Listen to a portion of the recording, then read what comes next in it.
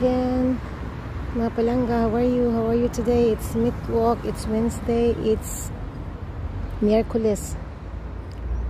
I'm here now standing in the bridge, a small bridge.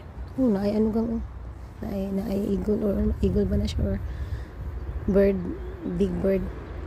I'm taking a pause for a while because nindot kayo magmuni-muni dili daw.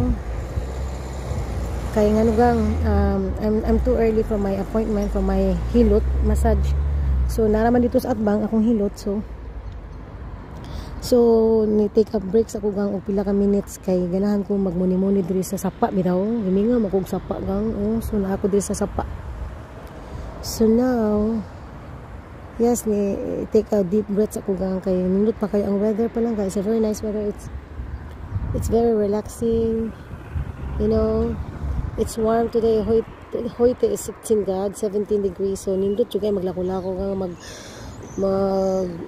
magbadhas bitaw kay panagsara ni diri sa among kabukiran lalang. So I'm taking advantage of the time. Yes, and this is for today's video. Isod ning vlogger ta nga di sikat gang kay trying harder kayo.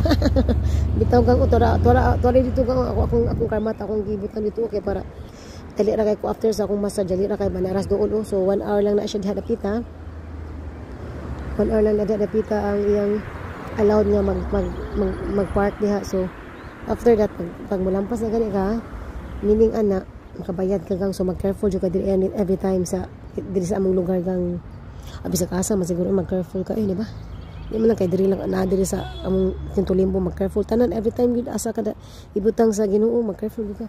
So gang dili na ko magdugay gang kay murag gusto ko ba mag-relax bitaw ko dito magpaabot sa akong masahista gwapo ba kay akong masahista lalang. So mo na to gang. So that's it for today and have a nice day. Enjoy your day.